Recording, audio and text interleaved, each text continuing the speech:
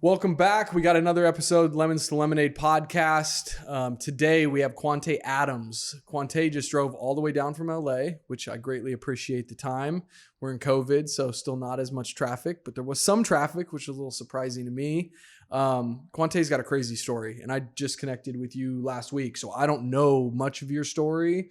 So I'm going to kind of give a very base of it, and if I butcher any of it, you can correct me. Gotcha, all right, bro. So I understand that, and I don't know the time frame, but there was a point in time where you were federally charged for marijuana charges, which we can get into my thoughts on marijuana charges, and you were incarcerated. You broke out of jail. You cut a hole in the ceiling of the jail, and you scaled a wall. You got out. They caught you. You're back in. And then at some point in time, you represent yourself, and you're able to get released 19 years early. And now they're making a major motion picture after your life and what you've been through and how you've come out the other side. And I heard this and I was like, this is exactly what this podcast is about. It's about like going through hell and going through shit and coming out the other side in a better place. And so introduce yourself. What's your, what's the background? Like you say, it's turning, I like to say turning misfortune into fortune. So yeah, in January 2004, I was arrested for possession of marijuana. I was sentenced to 35 years in federal prison. What state were you arrested in? I was arrested in Illinois, Okay. in Southern Illinois, East St. Louis. Went to trial, was found guilty, was sentenced to 35 years in federal prison. So I got to ask a question real fast. You went to trial. Obviously, they're probably trying to plea you out. Why'd you go to trial? Because, I mean, even with the plea, it didn't make a difference. Yeah, with the plea, I was still been looking at 15, 20 years. So my thing was like, hell, let's roll the dice. Let's go. Because at that point in my life, I thought, 15, 20 years in prison, life is, I get it. You think that life is over. Yep. And so I said, shit, if 20 years in prison, my life is over, so I might as well take a chance in front of the jury.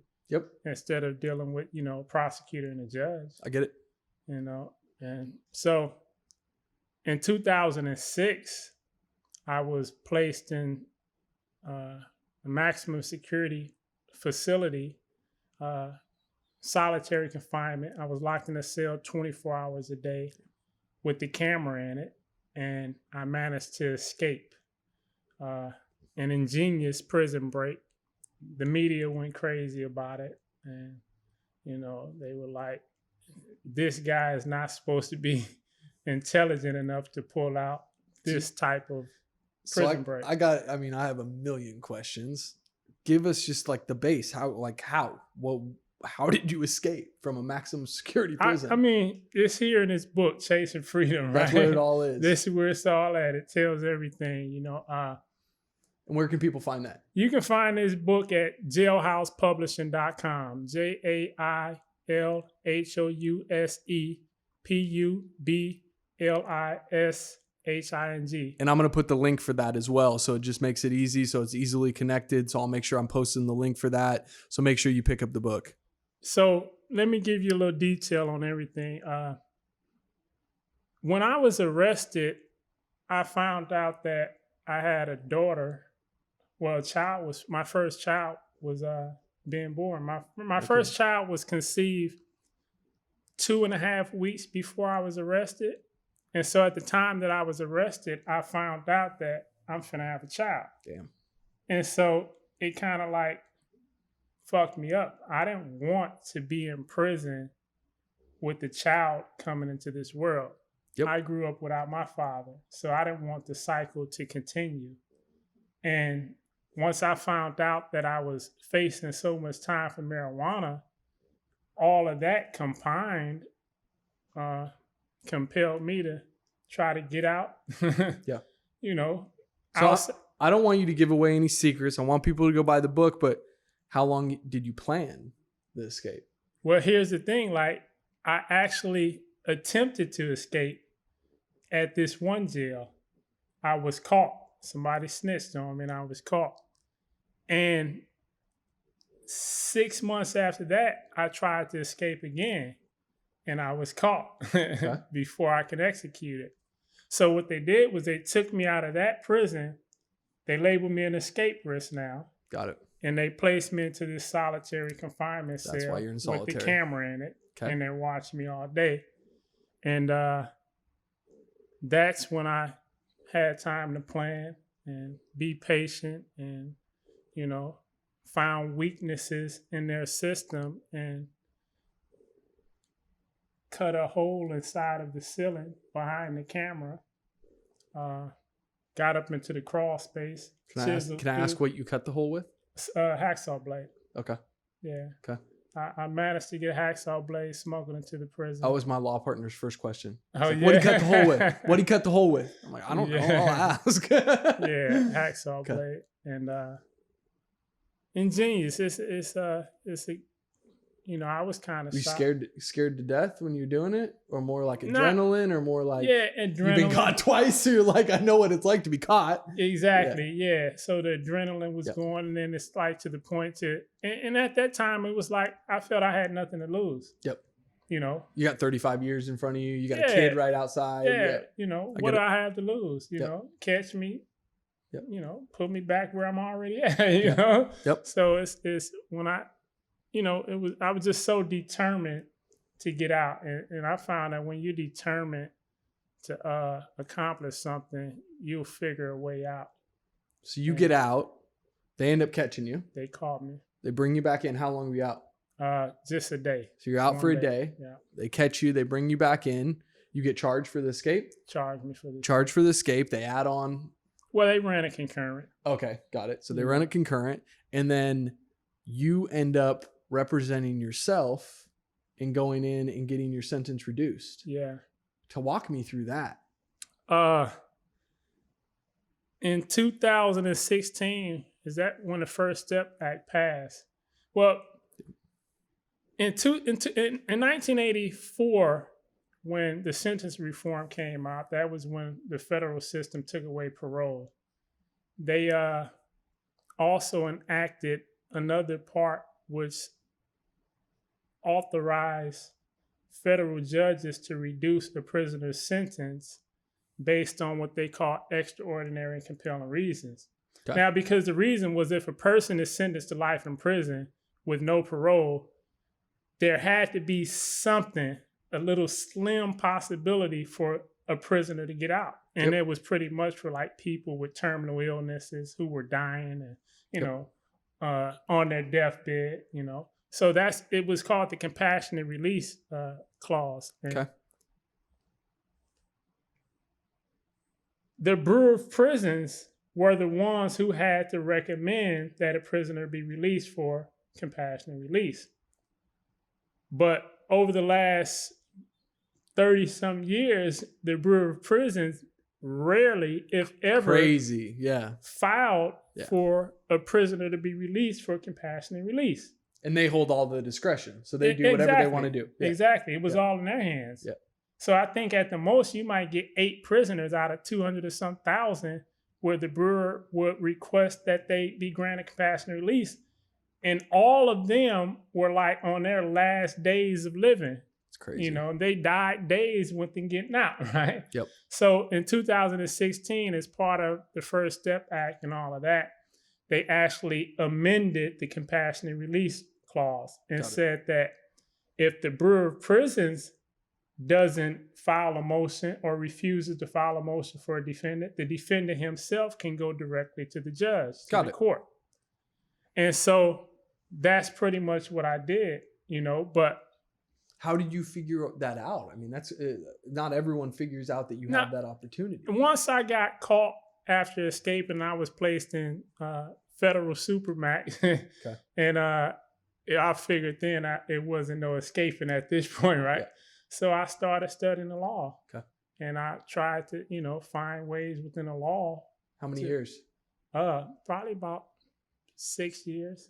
Do you enjoy the law? Yeah, that's my hobby. Love it. Really? Love it. Criminal law, I love it.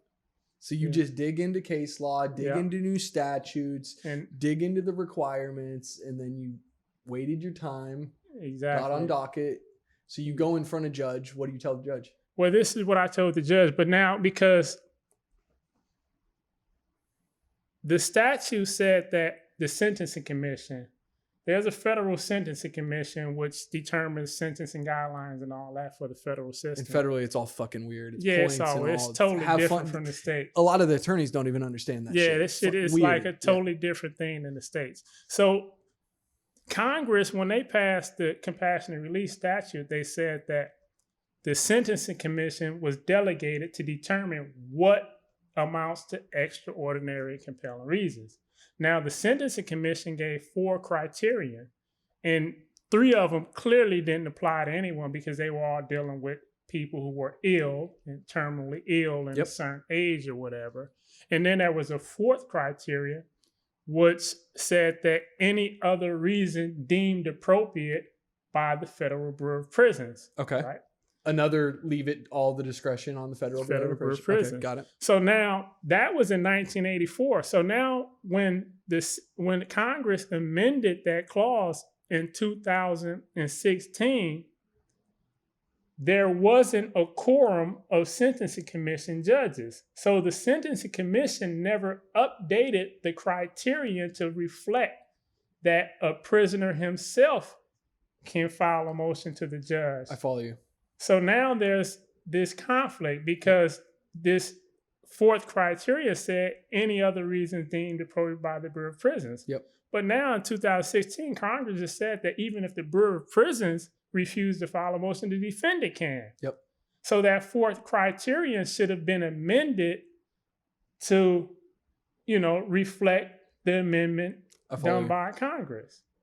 So now what we had was like an ambiguous criterion. Yep. And since there was no sentencing commission to update it, now it falls into the hands of the judge. That's how the law works. When there's a conflict, it's the judge's duty to rule and interpret the law. Yep. So my argument was that, okay, since the sentencing commission hasn't updated the guidelines to reflect the new statute, it is up to the judge. And so my argument was that since Congress stipulated that a prisoner himself can file it now, that 4th criteria should be any other reason determined not by the Bureau of Prisons, but by you, Your Honor. 100%. Yep. And you're a smart man because judges always like it when you give that power right back to them. Exactly. You can give it to anyone. I'll give it to you. Exactly. Yep. So it was essentially gave the power to the judge, and the judge had when you went in and made this argument, you think he was surprised? It was a she. It was a she. Yeah, Nancy J. Rosenstengel. Say that one more time. Nancy J. Rosenstengel. Honorable Nancy J. Rosenstengel. Yeah, sweetheart. And and also at the time I had been released from maximum security and I was placed in general population. Okay. I was still in the maximum security prison, but I was no longer in lockdown. I was in general population, and I had enrolled into this program called the Challenge Program, and I became a mentor. So I pretty much became like a model prisoner, so to speak. I created curriculum. I helped out with so many other things. So I got all my ducks in a row and got, letters of recommendation. So I got to ask this because there was a shift, right? Like a definitely drastic shift. You go in, you find out you got a kid. You're like, I'm going to escape. I'm trying multiple times to escape, right? Don't care if I get caught. What are you going to do to me? Like you get labeled an escape risk. You finally do escape, and then you become a model prisoner. There has to be something that happened. Like what was the pivot point? Like what was it that you're like, hey, I'm gonna start focusing on the law and how to get out that way. And I'm gonna make sure I dial my shit in here and I'm gonna follow all the rules and be model. Like what was the shift? What was the pivot? I was in solitary confinement. In 2010, some producers from the UK heard about the escape, came over, produced, and aired a documentary called Breakout. They aired it all around the world. People started writing me, people I didn't even know. they were just inspired and compelled by my story. Yeah. This little kid from Compton, how they pull it off, you know. Yeah. Shows that when a person is determined, they can accomplish anything. And people love Prison Breaks. Yeah, and they love Prison Breaks. Exactly. Right. And so I was in solitary confinement and I had exhausted everything. So it's like, how am I going to define my life now? Yeah. You know, because even if I'm in prison, I still had that drive to be somebody, you know? And so whether I'm going to be somebody in society or whether I'm going to be somebody in prison, I still had to be the best person that I can be. Yep. And just hearing other people speak highly of me inspired me to live up to their expectations. Ain't that some shit? You know, because growing up, I never had anyone speak highly of me for doing anything productive or creative. And applaud and recognize your intelligence and your tactfulness and everything. I get it. Yep. You know, I was only praised and applauded for doing negative things. Yep. You know, so when I had people from all walks of life sort of inspired and impressed by a degree of intellect and noticed it, that kind of like inspired me. Lit a fire almost. Exactly. Yeah. It lit a fire. And then your passion hobby becomes the law. Exactly. I love that shit. It became the law and it became building a new person, you know, so that whatever happened, whether I got out or not, that I would be remembered for being a good person. You know what I'm saying? Legacy. Yeah, my legacy. That's what it all came about. When you're in prison and you're not getting out, there's two things you can do. You can just give up, or you can say, fuck, I'm going to, you know, try to create some type of legacy even behind bars. Yep. And that's what I started to do. I began doing that. I respect that a lot, man. Yeah. I really do. I think we have to stop. So we had to take a little quick break, but I want to get back into the story. And what I wanted to ask you is where we kind of left off was you're out, judge sides with you, great legal argument, brand new, fresh legal argument, and you're out. What's the feeling of you're out? It's crazy because it's like I have so much humility to where it's like, I mean, it's times when I might just step out at night and walk up the street. And that's when it like hits me like, you know, I'm actually free. Yep. I can step out at any time of the day and get some fresh air, you know. Didn't feel real at first, I bet. Yeah. So it's those moments when I really feel like, hey, I'm free, you know. Yeah. But it's just like so much going on for me, you know, the movie, big name. You're just telling me, like, go through, like, I couldn't believe it. I just saw, they're already filming the movie. It's in production. And I just saw a little clip of the movie. Go through some of the people that are in this thing. We got, you know, Anthony Mackie, Neil Long, John Lewis, UFC champ, DC Young Fly. Thomas Jane, Theo Rossi from Son of Anarchy, Aubrey Joseph. And I asked you, I'm like, it has to fuck with your head a little bit that they're making a movie out of your life and it's all of these people in it. Yeah, and this is like, because like on set, it's like I inspire them. They come to me and treat me like I'm the star, you know, but these are the stars. And it's like they are so inspired and driven by my story. And that's a big money cast, and they're doing it for not a lot of money because they are inspired by your story. Yeah. Like that speaks to you. That speaks to, you know, they met you as a human and said, this is something that we want to get on board and give our time to, even though there's not a financial benefit, it's worth giving our time to the story. Exactly. And they're putting their heart and soul into it. Says a lot, man. It's just like, it's great. They're just pouring their hearts and soul into it.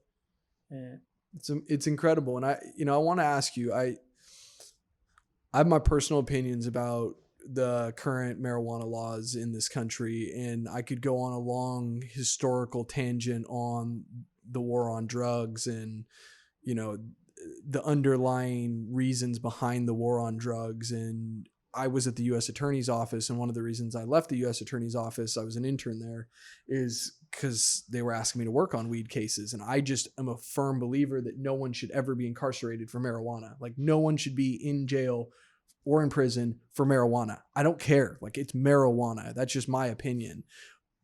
It's hard for me now because it's now become an industry. And it's become an enterprise that is not illegal. And you have business people and entrepreneurs making millions of dollars on something that just 10, 15, 20 years ago, people are having their lives stripped from them for, and people are still being still incarcerated for those crimes today. What's it like? What's your perspective on it? What's your perspective on knowing that you went to jail for weed and that there's business people making hundreds of millions of dollars now on weed? It drove me crazy. Yeah. When I was in there, and because it was happening while you were in there. It was there. Yeah. I remember an article, and I wrote about it in my book, because I wrote my book while I was in prison and in solitary confinement. I read an article in the USA Today where a guy had 6,000 pounds of marijuana for sale, right? And he was being praised for it. And I was sitting in prison doing a 35-year sentence for possession of marijuana. Yeah. And so it just irked me. It was like, it drove me nearly insane. But at the same time, it gave me a little bit of hope that one day people would realize that there was prisoners for pot. Yeah. And would someday come like to our rescue and try to help get us out of there. Yeah. You know? And it also goes to show that just because someone's labeled a criminal doesn't mean they're a criminal. Exactly. Just because you're put in prison for 35 years for doing something that someone's rule set says is unethical doesn't make it unethical. Like, you got to be able to look at shit through a different lens, and you got to be able to, look at it through a common sense lens. How can someone call you a criminal when today I can walk into a 7-Eleven like store and buy weed? Yeah. Like, that's some crazy stuff. And that's how I felt about it. I get it. So it said more about the people who were holding me than me, I get it. I get it. Yeah. And now look at where you're at, and now look at what you're doing. And I think that's the flaw with our current system, is that the judicial system and the criminal justice system and the punishment system is not a system of reform or a system of fairness. It's been flawed for a long time, and stories like yours show exactly how flawed it is. If you could express one thing about your experience, and not the movie stuff, but your experience in being put in that situation and having your life taken away from you for weed, what would it be? Like, what would be what you'd want to express to people? The people that judged you, the friends and family that turned their back on you for weed, you know what I mean? Like, what would it be that you'd want to say? Honestly, it inspired me. Yeah. That right there was like a driving force, to have so many people turn their back against you, and so many people to indict you and to criticize you and to say that your life is worthless because of a plant. That gave me so much inspiration and determination to actually prove them wrong. A plant that doesn't hurt anyone else, by the way. Yeah. So that was like one of my driving forces, and it still is today, to prove that my life is worth something, and that the law doesn't determine who a person is. Yep. Yep. And what do you want people to take away from your story? What do you want your legacy to be? I want my legacy to be one that inspires people to be open-minded. Inspire people to be open-minded and understand that, there are people out there who can actually be great and better than who they are if other people just believe and give them an opportunity. Yep. Yep. And I think a powerful thing that you said earlier was, it was once you started to get encouragement and once people started to encourage positivity and the positive things you were doing and the intellectual things that you were doing, that was a big changing driving force. And I think that that's human nature. Like, no matter how hard any person is or where anyone's come from, everyone needs that positive reinforcement. Everyone needs that type of encouragement or that type of community around them to help kind of fan that flame, right? Like when that flame starts, it's not going to start strong. You need other people to help fan that. And to me, your story is a big part of that. You know what I mean? Like it's a big part of everyone's life. Yeah. I hope it's an eye opener.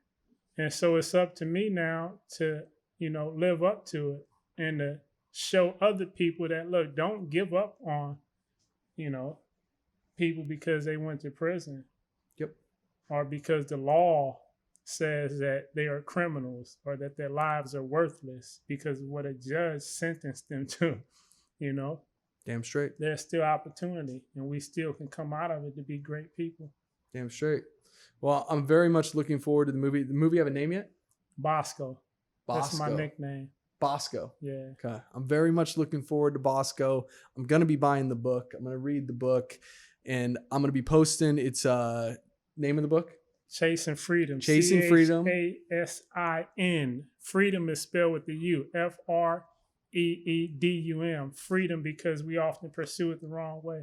I love it. And it's Jailhouse Publishing. Jailhousepublishing.com. I'm going to put that link up just so it's really easy for everyone to find. Go out, read this man's story. Perspective is everything. And that's why this podcast, to me, again, if it's one person that watches this and it kind of shifts them and shifts the way that they think, then it's accomplished what it's supposed to accomplish. I want people to start looking at things differently, having a different lens on life, looking at perspective and looking at human beings. We're all so judgmental of people, and that's not the way to live life. People are going to fuck up. People are going to make mistakes, and people are going to live their life differently than how you would maybe live your life. But it's not for you to judge that person. It's for you to be kind to that person and for you to encourage that person and for you to want them to be the best that they could possibly be. And that's how we should all be living our life. Like, that's how we should all be treating each other. And I love that you came on, because right now we're in such a divisive time in this country. And I think that if people loved each other a little bit more and people were kinder and people looked past differences and people just started to have a conversation, you can get through a lot of this bullshit. Yeah, we could, because we're not each other's enemy. Damn straight. We are supposed to be united so that we can be productive for humanity. That's what our purposes are. And so it's not meant for us to be going against each other because we have different ideologies or different perspectives and different beliefs. Yep. Long as we're living our lives to where we're not harming each other, who cares what the other person's perspective is? I 1,000% agree, man. 1,000% agree. And if there's anything that, we can do to help you on your journey, I look very forward to watching what you do. I have a feeling you got some big things in front of you. Yeah. The fact that you got this movie coming out is just going to be a stepping stone for you in life. So if there's anything that we can ever do to help advance your journey, we're here. And I so appreciate you taking the time and driving down here. I got to go out and pass out some of them toys with you one of these days. Bro, anytime. We're always, we always try to do as much of the community stuff as possible, because perspective is everything, and I came to this city without much, and it's given me everything that I have. And because of that, I know I got to pay that shit forward every single day. And I think that's a lot how you live your life. And that's a lot like why you're doing what you're doing, because there's an obligation now because of the gratefulness, right? Like, I'm grateful for my shit every day.